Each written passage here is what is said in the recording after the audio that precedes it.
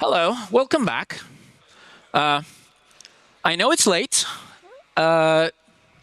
We need one more panelist, please. Can that be arranged? Thank you. All right. Great to see you. All right. So this is the final part of the day, where instead of telling you what's been going on right now and what you should expect in the near future, we have a chance to look a bit further. And these people here join us because they might have a better understanding what could come next. And I will attempt to get that information out of them. So I will introduce them to you now, starting with Dr. Mariusz Rafało. He is working here in the Warsaw School of Economics, and he is specializing in security threats in LLMs. And I know I'm making it much simpler than it actually is. I will give you a chance to expand on that, I hope. We also have Marcin Czarkowski. He is one of the trainers in Brave courses, and he specializes in AI. He's sort of an expert in using AI for building products. So very future-oriented topic. We also have Bartosz Pampuch, who is recognizable as one of the founders of Comarch, but that's way in the past. And now he's been working with AI agents, and very prominently, if I may say so. And last but not least, Mateusz Chrobok, who will probably try to deny it, but at least one of the meanings of the word hacker matches what he is doing. And you've just seen him speak, so I think he needs no further introduction. And I'm the only person not qualified to be here. I'm your host, and I will be asking questions to get everyone started. All right, thank you. And let's give a short round of applause to our panelists.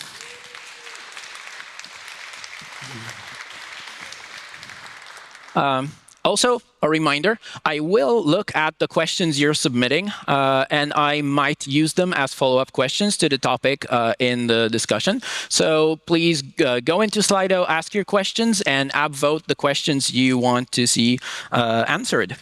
All right. So let's address the elephant in the room.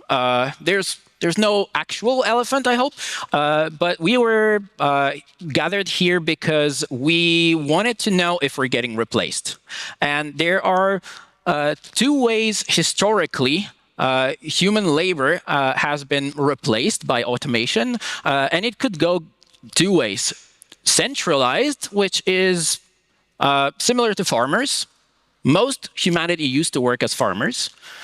It's not true anymore because it's centralized, and we have now expert farmers, and you need to learn for a few years to become a farmer to be able to manage it. And there's a second way that's decentralized, where we had scribes, and we no longer have scribes because everyone's a scribe now for themselves.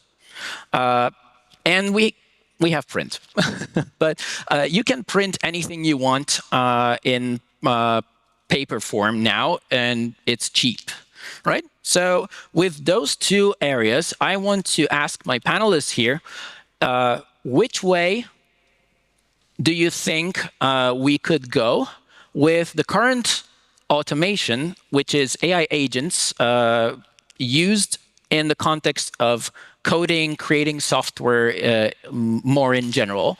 So this is my open question, and I would like to start with Bartosz, because I've heard your talk earlier where you said you're using agents for so many things that I don't think we have time to name all of them.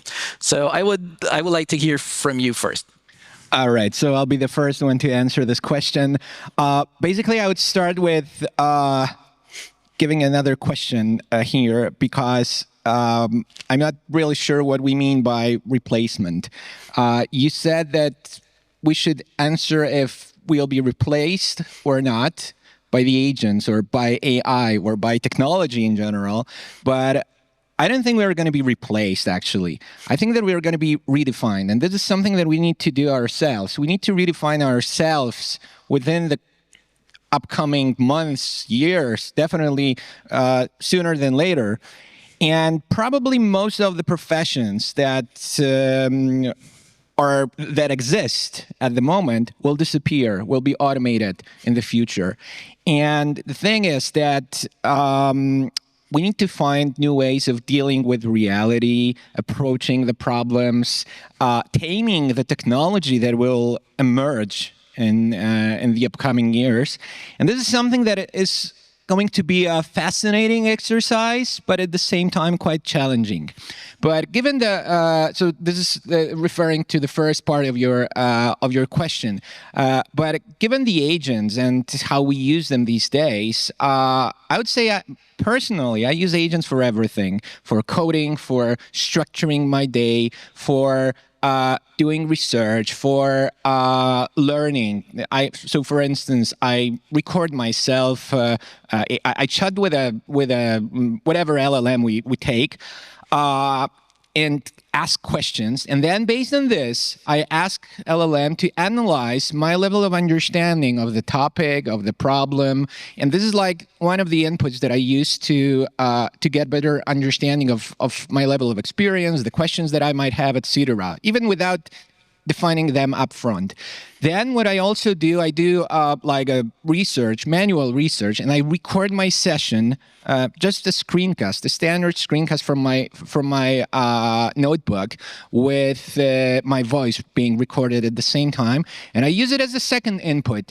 And I put both of these to my agents as like two inputs, and ask them to build the plan and the set of rules, set of questions, set of chapters that might be interesting for me, right? This is one thing. And then another thing that I also do is I have my own book written by agents that is like my second, I wouldn't call this even a second brain. It's my second, it's my knowledge base, like a record of what I know, what is the level of depth, etc.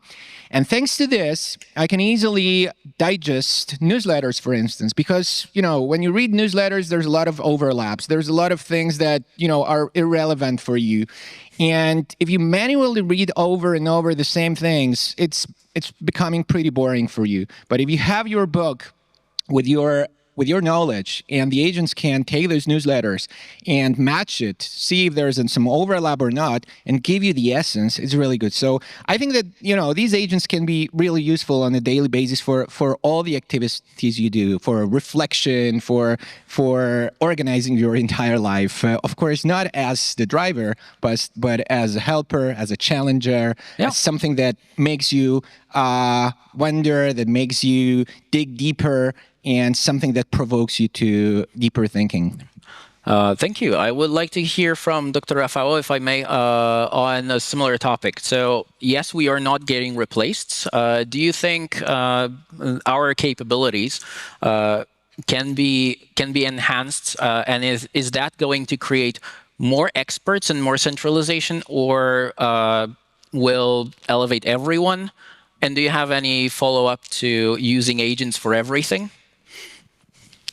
Well, in terms of centralization, because we are obviously facing the centralization within large language models market, there are very few large companies that are giving the cards right now.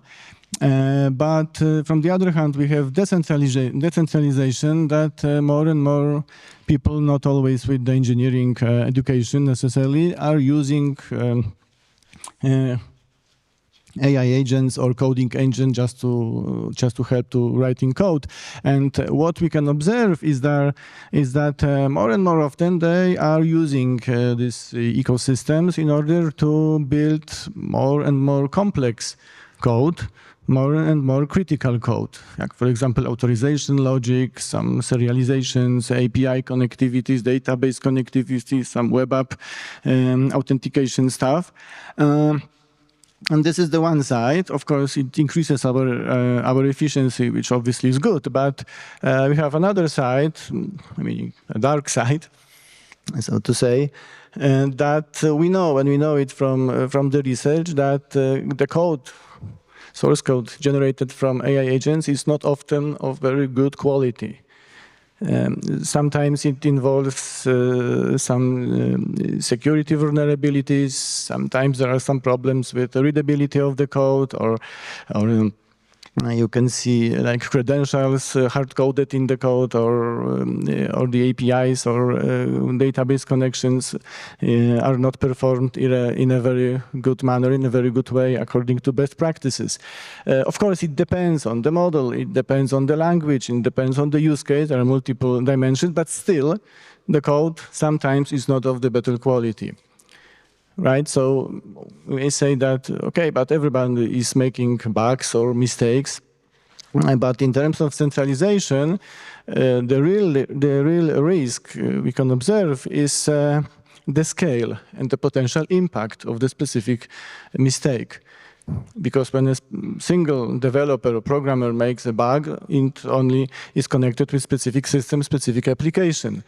But when we have a large language model or coding agent that is favoring improper or not very secured, or the code that is, for example, connected with some security vulnerabilities, and it is promoting this code as normal, proper way to code, and thousands of developers are using these patterns, then the potential impact that this code of poor quality will be implemented in the production systems, the impact and the risk is pretty high. So this is my thought about in terms of centralization and decentralization. All right. Would you like to take us further into the future in that context? How do you imagine this situation evolving? I'm not sure if I want to. I'm not a wizard. I can't see the future, to be honest. But my intuition is that work of the software developer will be redefined. We will focus more on architecture, on best practices, on how to deliver software that actually work great for our users. And this is what I can see great engineers are already using AI for. Like Carola was showing us how to use static analysis to then feed AI and get good accessibility, good CSS, good performance. And finally, we can focus on these best practices, on delivering really good stuff, because we don't have to spend so much time writing the code, learning the frameworks, learning the syntax, but focus on what actually matters for the business, for the users. And I think this will be the direction that we will move in. So as engineers, we will have to have this product builder mindset that Piotr was also talking about, more to think like end-to-end, what are we doing for the people, for the business? Obviously, having great engineering technical knowledge to actually deliver the stuff and don't make the mistakes with all the authentication stuff, with security, because AI won't do it for us right now. And looking at the training data, all of the issues there, we have to be aware what to look for, where are the failure modes, where are the issues coming for us. Yeah. That sounds very optimistic overall. And I have just the person to fix that vibe. I'm going to be the evil voice here. Like, I don't think anything changed. I mean, we're shipping more code. The people are making mistakes. So Bernie meme again. Is it so specific to humans? Is it so specific to LLMs? It's just amplified. And because it's amplified, we're having issues to catch up. And if you look at what happened yesterday, I really have my heart when it comes to the question about decentralization versus centralization. Just yesterday, 3 people that were working for Alibaba and were creating Qwen left. the top scientists that were making one of the best open models, open weight models, they're gone out here. So we're having a situation that is happening right now when you think about Department of War and how they're choosing the models and the centralization of data, centralization of the computational power. The big companies are getting better, bigger and fatter, but also there are people that are contesting it. I mean, if you think about what happened with OpenClaw and how people started using agents at all, I really believe that the major breakthroughs are going to be distributed. That's one of the very few things when I really believe in the words of Jan LeCun.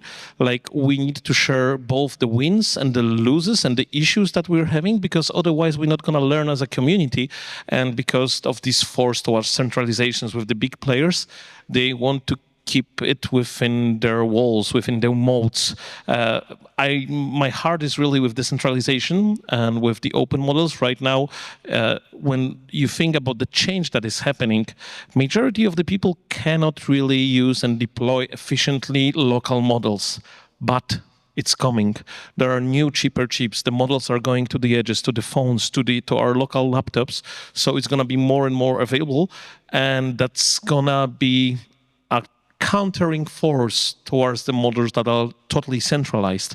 While I believe they're going to be growing, I really believe in the distributed approach that can help us to counter that. But at the moment of artificial superintelligence, that's going to be too late. Yeah. Speaking of superintelligence, we are currently in the era of LLMs, and yes, there is other research, but I want to project LLMs into the future. So I would like every panelist in any order you wish to give us a one-sentence prediction of what you think LLMs will never achieve or never get past as a hurdle.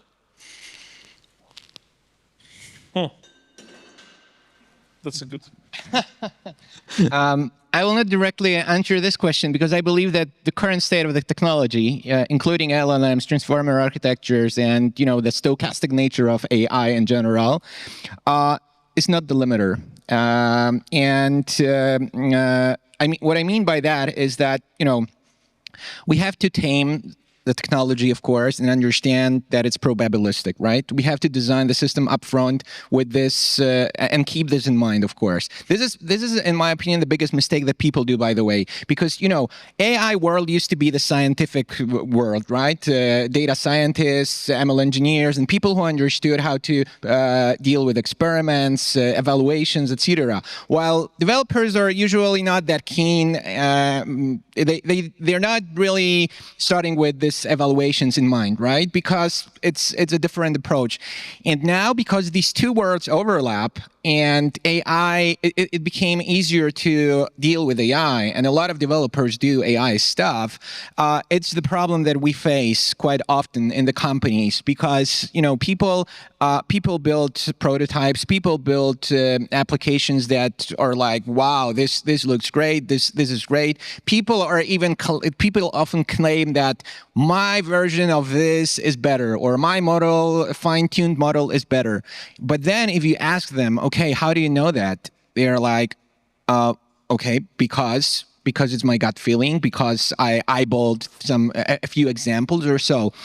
And the problem is that, we all have to understand what the metrics are, how to evaluate everything related to AI, everything related to probabilism, right? So if someone says, okay, the recall is better, okay, but what's the precision? Or they say the accuracy is 98%, okay, but was your data set balanced enough? Because, it's enough to have an unbalanced data set with, I don't know, you build a classifier whose job is to detect if people are sick or not. And then you have a data set with 89% people that are healthy. And then you just build a classifier that always answers healthy. Everybody is healthy, right? And you get the accuracy of 98%. But it doesn't mean anything. So, we have to change our mind. We have to understand better how to deal with this kind of systems. And it needs to be understood on all levels of the organization.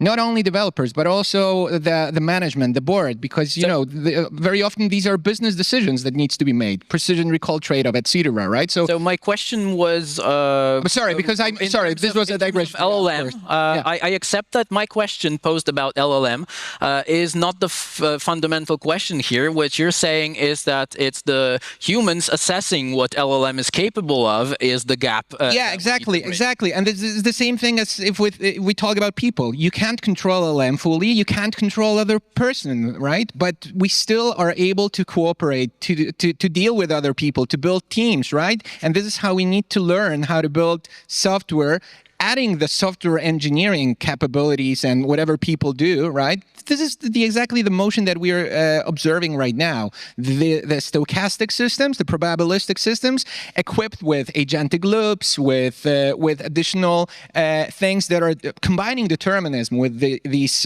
probabilism, gives us great opportunities. I would still like to see what the question inspired in all of our panelists. So let's keep going.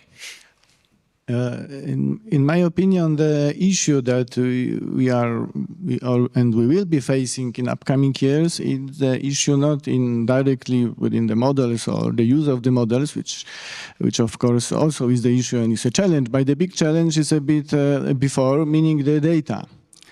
We are struggling with the data quality and data completeness in terms of large language models. We are facing this issue in all types of models and in all areas, including some underrepresented group, like for example gender groups or race groups or some social groups. We observe the problems that are connected with this underrepresentation, and of course, in terms of coding, this issue is also present. We may have, for example, very good quality code on a GitHub repository, very robust, very safe, and it is very good written according to best practices.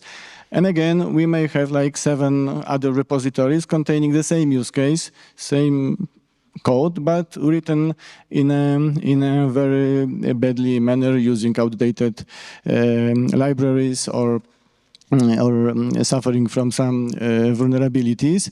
And then when the model is trained on this data, the model works in a way like probability works. So we have one good example and we have 7 bad examples, but the model doesn't know which is good and which is bad.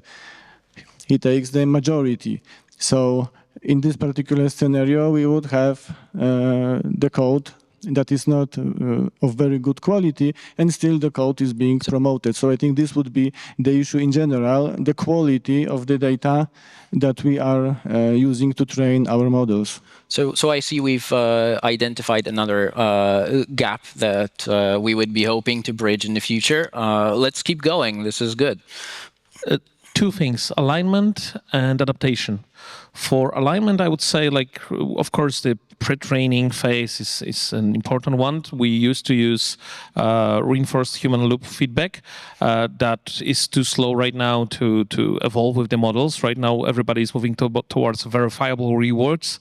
But the hallucination in the models, according to the white paper from the last year of OpenAI, is happening because it's easier to just guess. That means most of the benchmarks are saying, hey, either you got 0 points. If you say you don't know, you also get 0 points. So it's worth it to guess. That's why the models are tuned to hallucinate more. So as we're moving towards verifiable rewards, it's not only the end goal that the models are achieving, because then the reward hacking can still appear, and it's appearing a lot, but also the intermediary steps on the way. That means we're having an issue with the attention mechanism itself to align it to what we're really expecting from them to do. And that's something that I believe is gonna wait forever. And the second part, which is related to adaptation, we're right now having a lot of magic that's happening under the hood.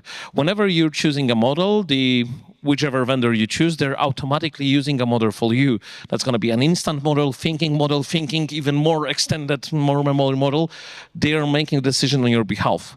Then there's a cooperation between models, like smart language models are becoming a big thing, and there are white papers that are showing a cooperation on a token level whenever the confidence of the small model that is doing some job is low in the next token predicted. It's asking a large language model to provide the token. And this all routing, this all magic is happening automatically depending on the context, depending on an economical values and so on. And the companies are made to make money. That means they don't want to optimize it for getting the best answers for us. That has to be economically viable, and alignment is an issue with the attention mechanism itself. So it's never going to be perfectly aligned. All right. Okay, so I'm not sure if it's not possible, but it will be really hard to achieve for LLMs to be actually really good strategic agents that can have the undeterministic goal and actually adjust to the situation like people do. For example, if you are a lawyer or a military leader, a lot of stuff is changing and you have to adjust to the moves of the other players in the game and watch the situation, always adjust what you are doing to a lot of changing factors. Like LLMs have they see the world as words, which is not enough to be actually a good strategy player, because you have to understand human nature, you have to adjust to a lot of factors beyond the words that LLMs think with. Yeah. Models just compress the world as they see it. They see it through multiple modalities. So that's why they reflect some of the behaviors they see in the data and so on, so on. That's why I wanted to chime in and say they're already doing that. And because we're not filtering it, it's out there in the models. But they do it in a really naive way. If you tell them to be skeptical, they become skeptical. If you tell them to become nice, they are nice. They are not actually behaving like real strategic players that can adjust in real time. Yeah. Well, this is a great segue to our next topic. So instead of stopping the conversation, I will try to expand the conversation and bring up the metaphor that's been circulating about centaurs. So a centaur is half human, half horse, right? And hopefully it's the right way around, where the head is the head of a human. There's a term, reverse or inverse centaur, where a human using AI outsources thinking to the AI and does whatever the AI tells them to do. And that's the reverse centaur, where the head belongs to a horse.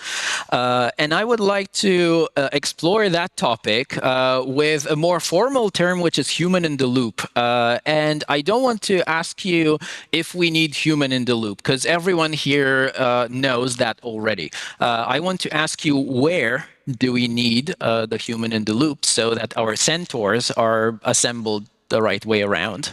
Okay, not to have my head on the other side of the center, right? To make sure that it's where it should be. Okay, just one sentence to what Mateusz said, because I absolutely agree that models are a compression of the knowledge, and that's why world models might be the next big thing, right? Because they're not only going to be trained on this single modalities, but rather in a multimodal way from the very beginning, right?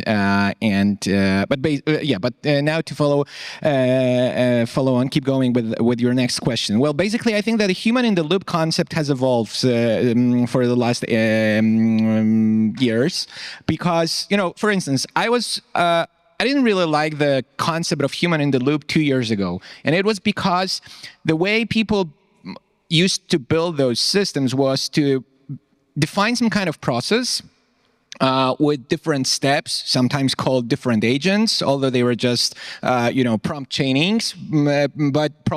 But basically, yeah. So there was one agent that would do some research, then another would write an article, and then another agent would, draw a picture or whatever.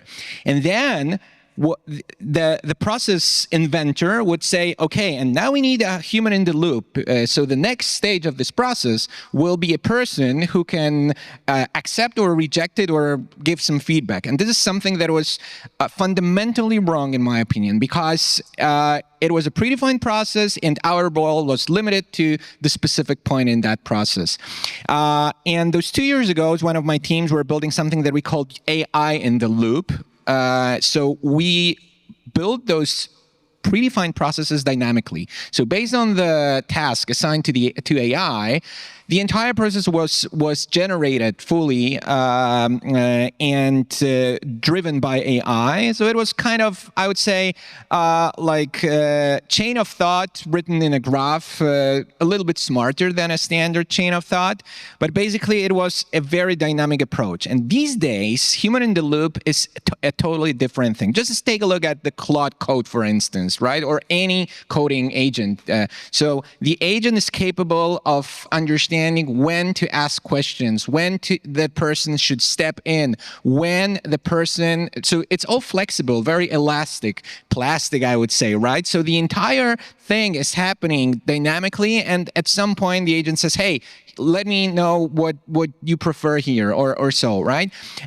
So I think that this is fundamental change, that now we can coexist with AI, and I don't even know who's in the driver's seat, right? So it's like shifting the drivers. Sometimes it's AI, sometimes it's me. Very often at the very beginning of the process, as I have already said, AI challenges me. So I usually record myself, first of all, and talk about the concept. Sometimes it's just bluffing, like saying something, then saying something different, and, being very expressive and recording myself, and then asking Claude Code with its ask user question tool. This is the best tool, by the way, guys. Whatever you do, make sure to use ask user question tool and ask Claude Code to keep asking you until it knows everything. And then you get, out of a sudden, you get like 20 questions or even more. And some of those questions are so deep that, it makes me wonder, wow, this is so smart. I would never have thought about it. And so it's the challenger. AI is a challenger. And then I use, AI to build the spats, and then I offload the work to AI. Sometimes I launch the agent teams, but again, I love observing what agents do. Then it's not like, okay, it's not like ambient agents that just do their job and get the answer. It's like me observing them and saying, hey, I need to step in here because you're doing it wrong, right? So I think that it's like coexisting with AI is something that will be the next big step. We need to learn how to do it properly. I might need the microphone back. My run out of batteries. No, we're fine. All right.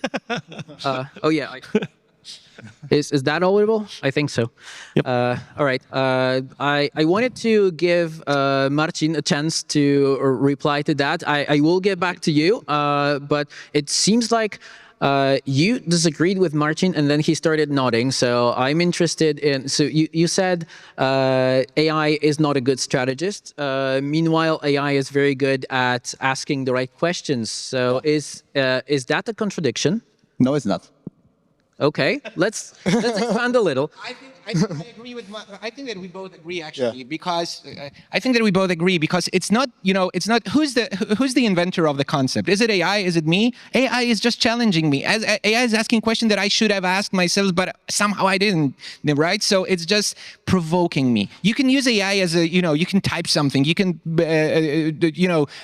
just write a prompt and wait for the result. But this is not the, it makes you stop thinking. But if you do it the other way, and if you ask AI to challenge you, to let you think deeper, it brings the best out of you.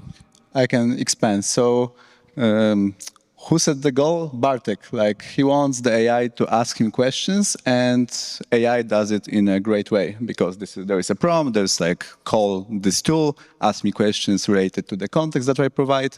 So this is all great, but the AI itself doesn't have its own goals, and it will like adjust the questions to actually meet this goal and see what Bartek answers, to even like get something that it sees from the answers itself. So like multi-layer strategic thinking is not there, and it will be really hard to achieve. Yeah, but it's a great tool that can get a lot of value for you. Yeah, but not for itself. Yeah.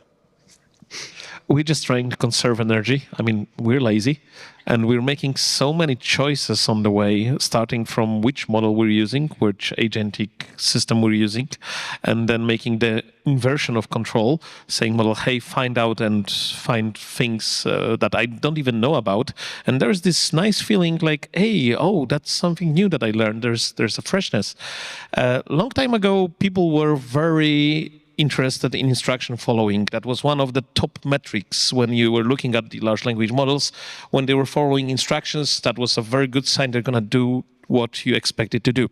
And then if you're having more and more interactions, when the large language models are interacting with themselves, more agentic flows and so on, that instruction following is quite important, because the lower the percentage, the bigger the chance of the issues.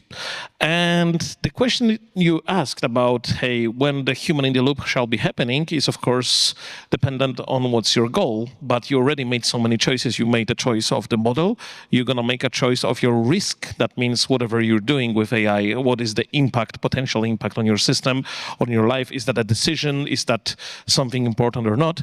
And then the human in the loop shall be happening on different levels. Luckily, we have new measures that are related not only with instruction following, but with agentic workflows. So how the AI is capable of following up into these long chains of the discussions.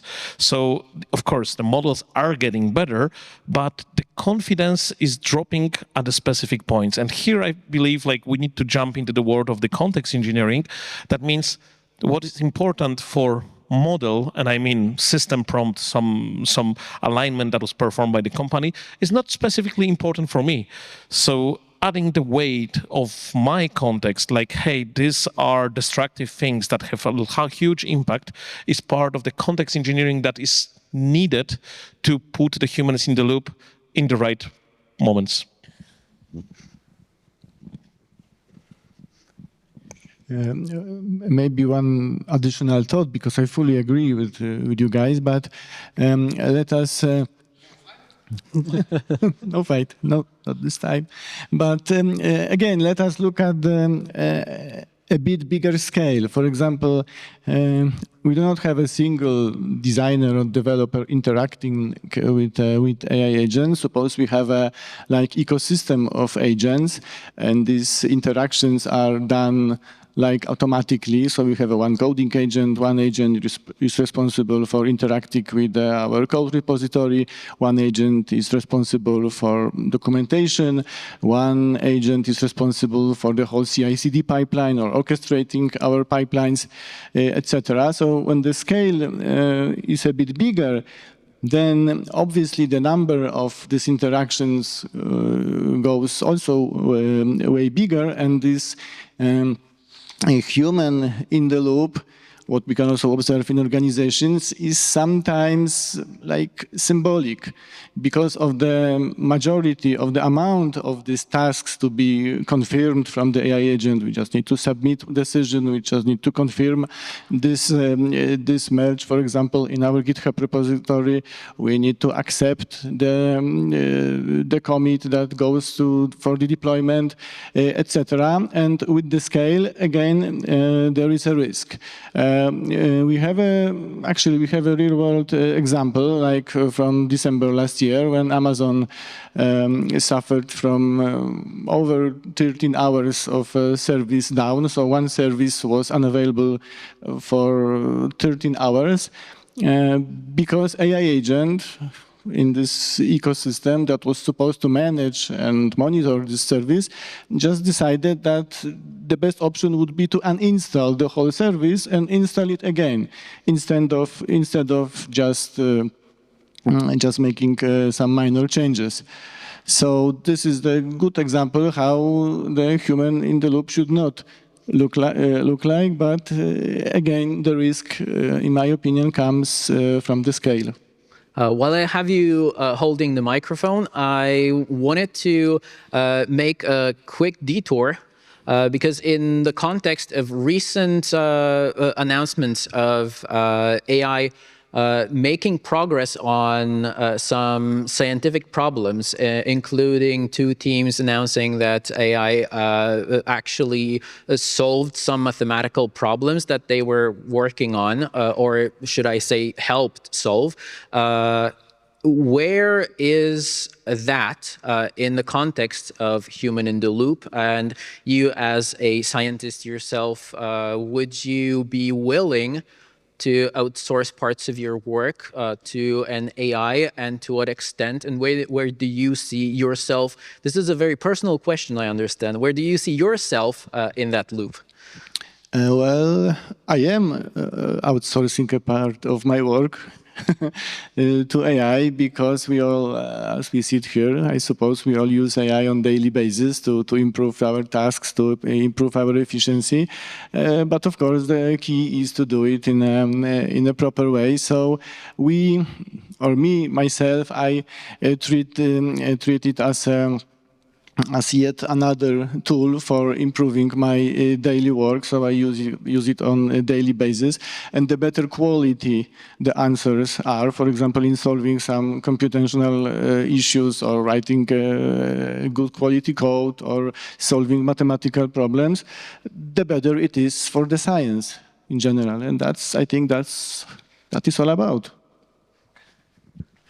I'm going to try to add some dynamics to it. I disagree with doing it the proper way. I mean, the technology is so unknown that the only way to test where it's doing a good or bad, is only when you're touching it, when you're building with it, when you're making failures. And that's currently the only way to find out, because we're lacking explainability. We're having this non-deterministic approach. So there is no right way to use it. It's just the different human ways to interact with it and try to do things, and we're gonna suffer. And just one part that to finish that one, because when you were talking about scale, I have this feelings like it hit me. It's all about context engineering at scale, because we're having right now all of these phenomena like the context rotting and the issues of interacting, sharing the context in between the agents, and so on, so on. The memory problem is unsolved. There are many approaches to solve the problem of memory when it comes to the agents. And one of the ways to measure the evolution of the models, and that was coming from the last week, is like some of the developers that were working on the World were doing fine-tuning of the model on the go as it was learning new facts, which was a bit crazy approach, but they were trying, just to adapt, not with the static MD files, but adapt the model over the time. So I believe what we're gonna see very soon when it comes to that scale approach, we're gonna see much more self-learning systems that will be adapting to the tasks.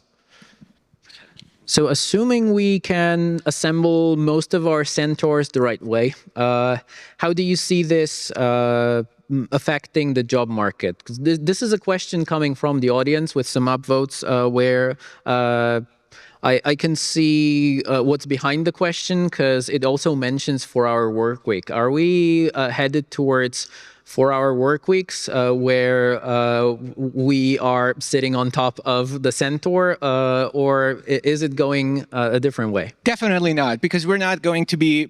I mean, it would. What a boring life would it be, right? I mean, I think that we are curious. We are looking for, I think that AI, even if it evolves, even if it replaces all the professions that are currently out there, maybe it will even become more unexplainable, because things will become so complex for us that we won't understand anything. And it's like being, just imagine what Newton did, what Einstein did. They observed the world. They tried to learn. They tried to understand. They tried to find the patterns. And maybe we will be doing the same thing, right? Maybe we will look at AI and try to understand it better, try to figure out what's going on and how. But it will be, it will be something that we will need to satisfy our curiosity no matter what happens. This is one thing. And the other thing is that, I don't believe that having a 4-hour work week is possible, because, we will find something. There will always, no one, absolutely, literally no one in the system benefits from a total collapse of the money flow of the system, of the current balance. Because, you know, if we don't have money to pay for something, then the big players won't be able to sell their goods that they produce, right? So there needs to be something that will make people work, that will make people create value and somehow, get into this puzzle. Well, if we start producing things faster and faster, I can imagine this being an explosion. And I wanted to ask Marcin to give us a product perspective on this, because if we don't work less and we are so much more efficient producing new things, how is the product aspect of it going to make sense? Are we going to start seeing 10,000 product launches a day? Yes, absolutely. Yes, I think so. I think we will build much more software, like a lot of needs that currently business has wasn't satisfied because software was too expensive and too hard and too slow to build. There are a lot of small apps tied to the needs of single company, few companies that now can be met in a fast matter, in a economically viable matter. So yes, I think we will be shipping a lot more, satisfying smaller needs of smaller companies that will make them more efficient. And in the end, I'm not sure. Some of the companies will work less, I think, and some will work the same amount or even more. We'll have experiments with more diversity, I think. Yeah. I believe there are two kinds of people. That there are people that will benefit from having some free time. And as I was talking with Adrian Kaida, when we're having agents, we're just doing more. We're still filling our whole day to build things, and we're building just more things that we'll normally never build because that's not very relevant and important to me. So I really believe that SaaS apocalypse that's right now happening is a phenomenon that we can solve our needs and we can solve the business need better than before and easier than before without paying somebody for that. So SaaS apocalypse is a real thing. But the next question is how you're going to value that. You're going to value that by the value that you provide to the market.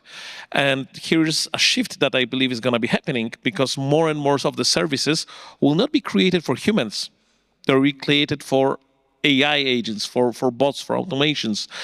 I believe we're in the process of shifting from the pretty graphical user interface for the interaction for humans for the value that the system is doing. It's doing something, whatever it is. If you can bring the value to the market, it doesn't matter what's the mean. I don't need the graphic user interface for that.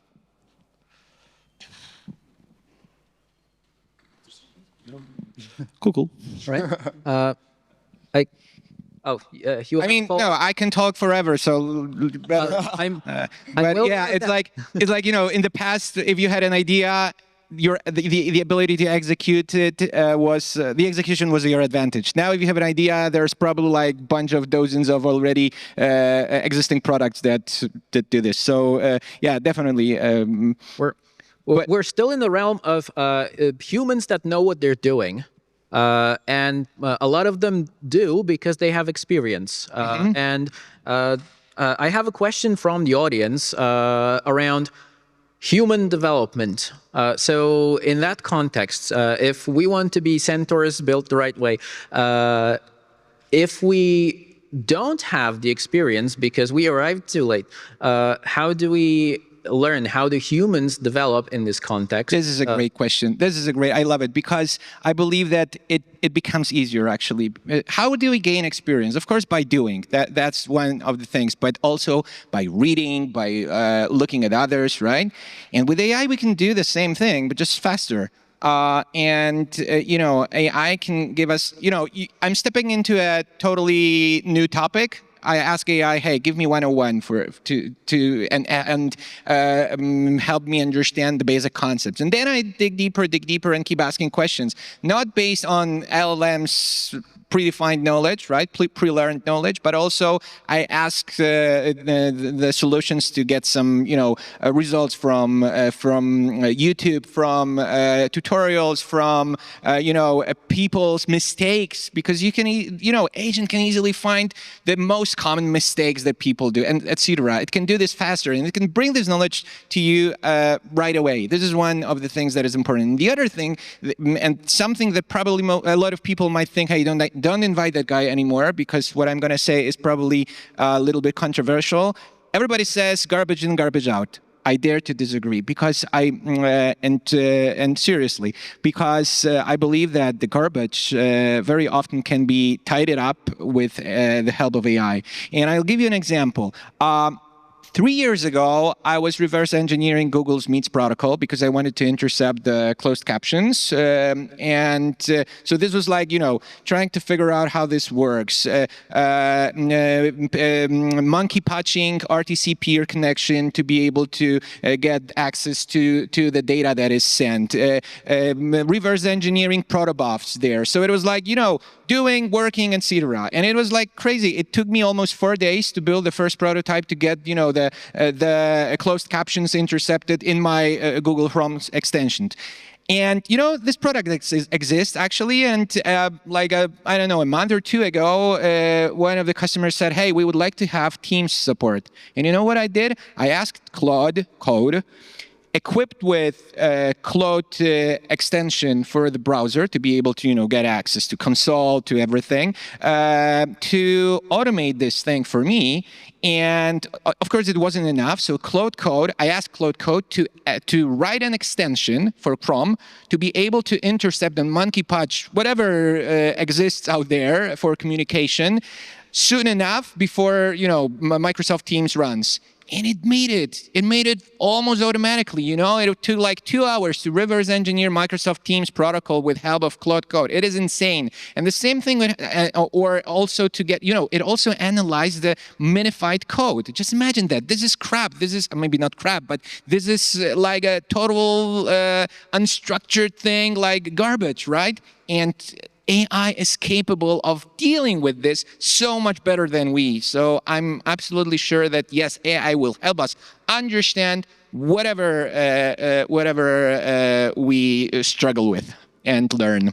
A panelist that couldn't make it today, Professor Jerzy Surma, had recently published a video about how using AI affects learning as done by students. And I wanted to ask Dr. Mariusz if you have any comments on or your observations on, because we have this scenario where AI made a human much more capable in terms of learning and exploring. Are we aware of dangers of using AI for learning and exploring? And can you point any of them out, or do you have any areas where we should be looking? Well, of course, there are some dangers connected with the use or with the interactions with AI agents, especially what we can observe, and we also discussed this a bit here, is about explainability. So we had some situations and some issues that a model, while we are interacting with the model, or the model is, or the agent is within some ecosystem, and the agents are connecting with each other, it doesn't matter. However, we observe sometimes the dangerous aspects of these explanations, because sometimes models tend to explain something in a very confident way, so that we think that it is true. We are convinced that what the model is saying is true, but we can also observe that underneath, the ground truth states in contradiction with the aspects that the model is proposing. So this phenomena is called fair washing in large language models, and it is in general It is the discrepancy between the model explanations, the model statement, what the model is saying to us, and on the other hand, we have the reality. And as I mentioned before, or as we mentioned, some pieces of data or some classes of data are underrepresented in the data set, in the learning data set, and the model just don't know the answer. And then these models, if they don't know the answer, then may hallucinate, or they may tell us not exactly the true, but however in very convincing way. So that's also the issue or the risk. So there are like more dangers even. I recently analyzed really interesting study from Anthropic about how AI impacts formation of coding skills. They tested like 50 junior developers that were learning Python to do some task in a new library for them, Trio. And they split the group to one that had access to AI and no access to AI. And on average, the people with no AI did better on the test, especially when it comes to debugging. But they analyzed the users of AI, and there were like hyper users that did really good, and a lot of people that were doing really bad. So those that were really doing really bad got cut, but the illusion of knowledge and cognitive offloading. So what it is, you delegate a task to AI, you even get a good explanation that makes sense, but you stop thinking. You think, oh, it's done, I read some text, that's great, let's have a test, and you fail. What you have to do to like actually get the knowledge for longer time is to ask questions like Bartek explained, and even tell the LLM to ask you questions about what it's explaining to you. This is like the active learning approach, that you test your comprehension. When you actually write stuff, you get better memorization thanks to it. So AI can be a great tutor, can accelerate the learning, but you have to use it in a good way. And on default, people don't do it in a right way. Yeah. One of the ways to help with the cognitive offloading that is making us a bit more, stupid energy-saving machines is to write down your intent. I mean, before you start getting into the rails of the large language models telling you, hey, here are your options and so on, it's worth to try to define what you have in your thoughts, because the process is starting. So you're starting to see, okay, this is where I'm actually going, and then just start using AI. It's just a better share of the context. You're going to land in a better situation. But I still believe despite whichever of the reports we take from OpenAI from last September, from Anthropic from October last year, they're all showing something that is quite sad. That means all of the well-developed countries are running away from the poor countries because the usage of AI is very different. I mean, the patterns of the use of AI are different. In the poor countries, they stated Indonesia and I believe Nigeria, they're using it for very simple tasks like fix my grammar. I want some simple things. And in the more advanced places like Singapore and so on, there are more and more agentic workflows. That means the people are not using it the same way, and instead of having this availability for everyone for AI, it doesn't really democratizes the whole process. And I believe in the very center of that, there is agency. That means we feel very good when we can deliver, when we can solve problem. So AI is helping us to achieve higher agency because we're solving the problems out there in the world. When it comes to the learning process, we don't need to go through the process to get the answer. And that's the part that's very tricky, because it's like reward hacking. We are at the end of the road. We can go through the test, but there's nothing that is left within us, so we're not improving as humans. From my perspective, we are in this continuous process of fine-tuning of our neural cortex and everything that needs to be happening. Otherwise, with the context of loading, with all of these things, will be just dummy wrappers around cloud code. Yeah, guys, are we talking about LLMs or something on top of it? Because I just realized that, some of the answers might be or should be different if they were, whatever I did, whatever I said here was based on something on top of LLM. So not just pure LLM, right? So given the LLM's responses and I agree with what you guys said, we cannot trust it. But given that LLMs are really great at processing language, the ability to code almost anything by using language, and I'm not talking about coding the apps, the software, but rather coding the execution, the reasoning path lines and everything, just using your language gives us unlimited, absolutely unlimited opportunities and possibilities. That's why I said that even with the current architecture, I believe that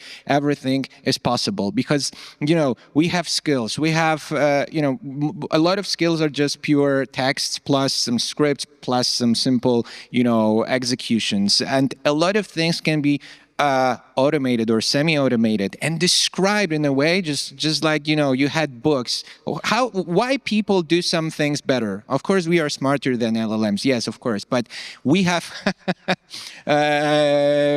we believe that we are but we have the knowledge and experience, right? And a lot of knowledge exists in LLM's pre-trained, compressed version, but also a lot of knowledge from books. The insights can come with skills, with context, proper context engineering, right? So if only our systems can go and navigate through that maze of knowledge and get to the right point in time, I think that we are really, we don't need anything new other than we have right now to build amazing solutions that will be like, not AGI, but something that is out of space. We are very close to time, but we started a bit late, so I'll try to push it. I mean, who's going to stop me? I'm responsible for the timing, and I'm doing my job wrong. I wanted to address one more question from the audience, which quotes the phrase, redefining software engineering as a profession. Does that mean we will become managers and should we expect to be non-technical since? I mean, that's the part that is at the core of what we're doing. And I believe that you really touched. It's about adaptation. Either we're going to adapt and whatever the meaning of the words we have right now, they will have a different meaning over the time. So either we adapt or... So if being technical is only about writing code by hand, we'll become less technical, but I think it was never main focus, main area of software development or software engineering. You will put more focus into architecture, into security, into UX, and stuff like this. That is actually really important for the business, for the users, instead of learning the next framework in JavaScript every week that we did for last 10 years. Yeah. I really enjoy hearing the concept of people putting more effort and more attention into security. That would be new. Maybe that's the last on the list. Yeah.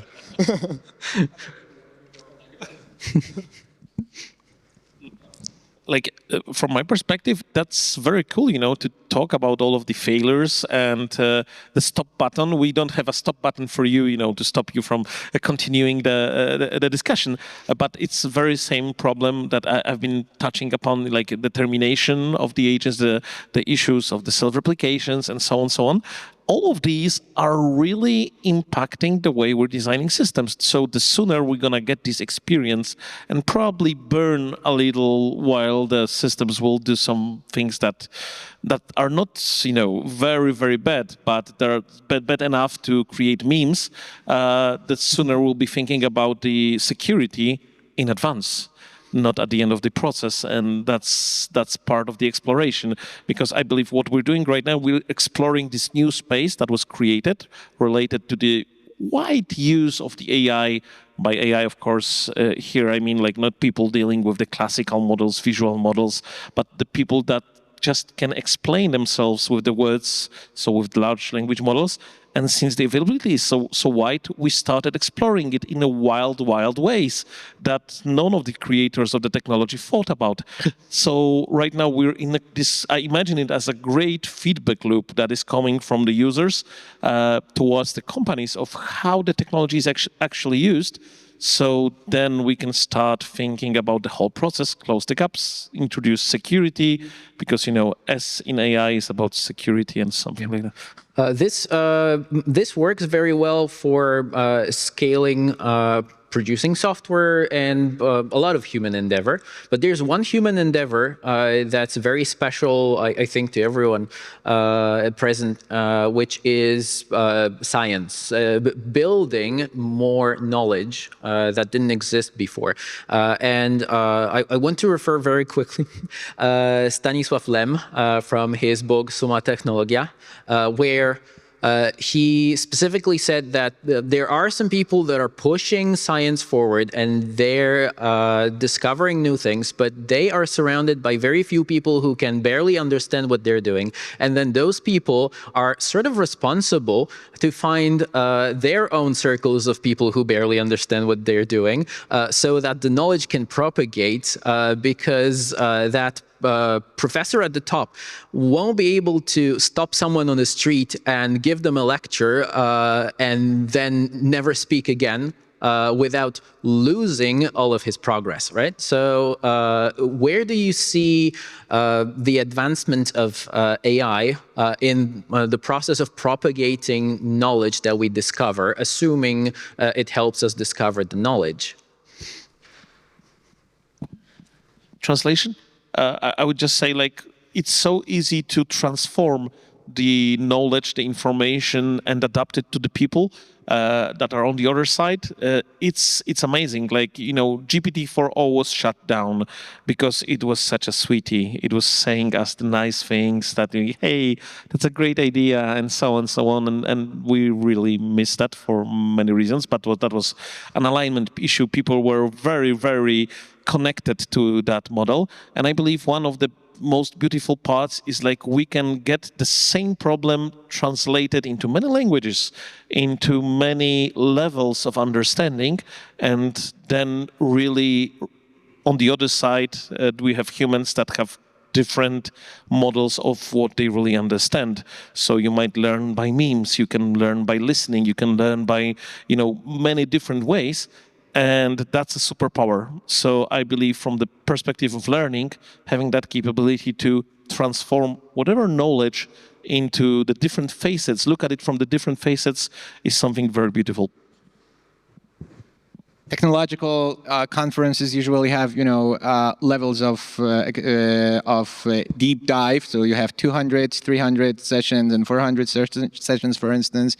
And just imagine that you're watching a session and it's too simple for you, so you just upgrade the level and it automatically is changed live, right? Or you want to dig deeper into a concept, you pause it and you just say, hey, now I need like 20 minutes of a deep dive. It's an amazing thing, but at the same time, I believe that deep fakes and whatever fake can be made these days with AI is something that we will struggle with, because people, I don't understand why people like spreading false news and these things, but this is what they do, right? They create deep fakes, they create videos with something that hasn't happened, and we are unable, even these days, to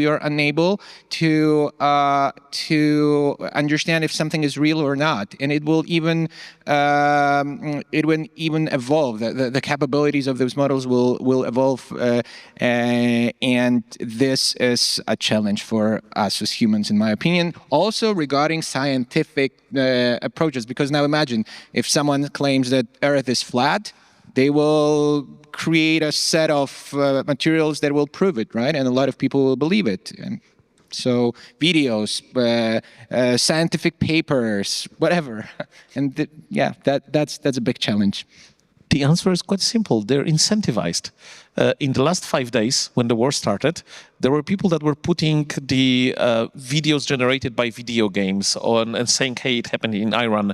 And they were putting like old videos, even from Poland, saying, hey, here are the ballistic launchers. And since they're paying to be verified, they're getting money on the views. So this information is making money. In the other parts, it's like used for the geopolitical impact. I've been running the analytics when the war started in Ukraine in my home. One of the group of people were classifying different kinds of disinformation, and it was amazing to see how it's being created. Some of it is trying to impact like the young women in Poland saying, hey, the Ukrainian women are taking over your men. Others were saying they're getting the economical incentives in Biedronka, Żabka, whatever, which is also disinformation. Or was saying it's all about they're believing a different God, whatever. They're looking in a way to divide us and get the effect. Just yesterday, Nikita Chorny, like the guy from the Twitter, like Twixer right now, said they will be verifying if this is a disinformation that anybody is spreading about the war. And the problem is how they're gonna find out what is truth or not. 3 weeks ago, I was invited by the German and French embassy for a discussion about FIMI, Foreign Interference Act. That's like the external countries that are trying to impact us. And there was one question from the audience saying, hey, maybe we can create a certificates to show what is the truth or not. So the Ministry of Truth, which is totally, and the people that were out there reacted very, very quickly saying, no, we don't want to create any Ministries of Truth or certificates of that is real or not. That's going to be complete nonsense. But I agree, we're going to struggle because we cannot answer how, not why. Yeah. So we went for misinformation, which is the least valuable information that we can have. And I want to pull us back to the most valuable information that we have, which is scientific discovery and it being spread and what we can do in the current AI situation to make scientific discovery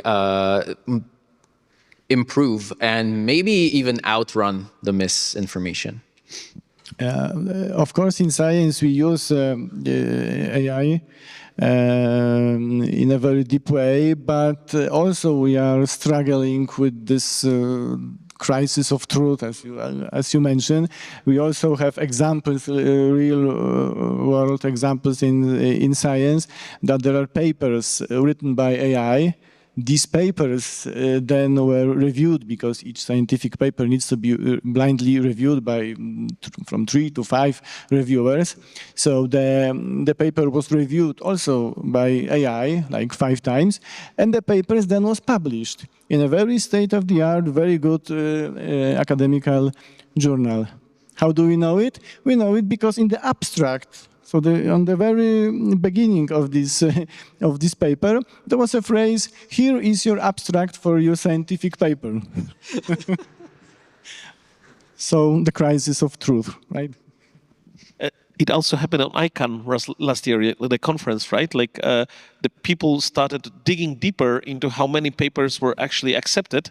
And that's the problem of scale, as we were talking about code and the pull requests, merge requests, reviews, and so on. It's happening in the world of science too, because there's so many new things that are being published.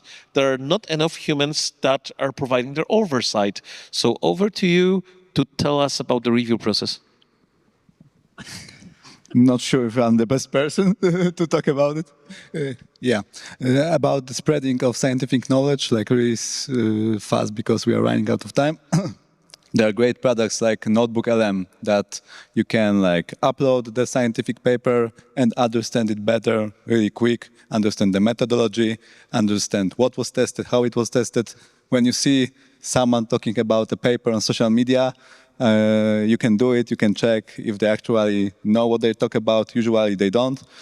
So it's good to actually check it yourself, to understand. You don't have to be like really deep into the field, really deep into the science to actually get the knowledge from the paper, understand it, and have like better understanding of the world. Yeah. So I want to make this the last round of comments. So a little comment, like your famous last words you would like the audience to remember from this panel. Let's do a quick round, and then we have to wrap it up.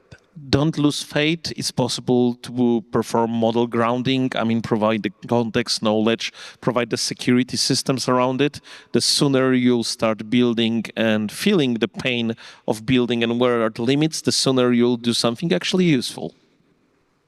Oh, I wanted to say a similar thing. You spoiled it. But don't believe anybody, because in AI worlds, everyone can become an expert, and and they just show you something, and it's like wow. But don't believe. Just do it by yourself. Just like Mateusz said, build, try, fight, fuck around, and just. And find out exactly. That's the only way to learn and to understand intuitively sometimes methodologically, how to deal with AI and how to tame this. Similar message, like we are really early, so get like practice, have fun with it, learn, share what you learned, and see where it works, where it doesn't. Like we have like much to learn as a society how to use this technology, even if it's stopped improving today. So yeah, be curious about it. Don't be like overly skeptical, in my opinion. It's like you have to think critically, but have some fun, do something with it and see how it works. Yeah. So when you are designing or developing the AI agents or the AI agents ecosystems or some farms or federations in a company, assume that they work in hostile environment. When you assume that there is a hostile environment, some adversarial threats, then what next should come to your mind is the security rules that need to be implemented. Thank you. And with that, I get no last words because I'm the reason why we ran out of time. So let's give a round of applause to our lovely panelists.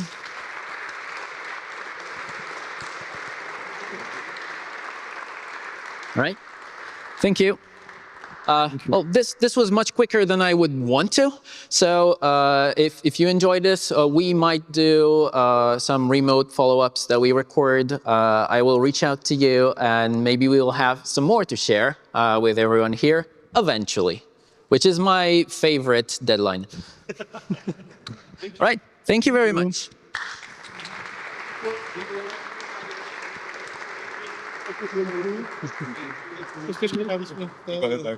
And with that, the last thing I have to do here is to close off the conference. So if you take a look at our lovely sponsors and partners, we need to thank them again, because without them, this would not have been possible. And I've done it a few times, so I know how important that is to have that support. So thanks again. To our lovely sponsors, to Warsaw School of Economics for hosting us here, free of charge, by the way. So they really took that charity aspect of what we're trying to do to the heart. And if I may add something, if you ever learn something and it's new for you, and maybe no one else, but even if it's new only for you, sharing it is how you grow as well. So remember that there are local meetups happening all around the country where you can go and share whatever you learn even if you feel like you're the last person to learn about it. And that's my message, which has nothing to do with this, but I had to squeeze it in because we're running meetups, right? So thanks again. This was the 15th anniversary of Meet.js happening here with that old roll-up and that old guy who were there when it started. Thank you all for coming. Thank you all for staying. And remember that we're going to attempt an unofficial after party on the opposite side of the street in Złota Gęś. Was that the name? Zielona Gęś. All right. Yeah. Colors. Difficult stuff. All right. Thanks again. See you next time if that happens. Bye.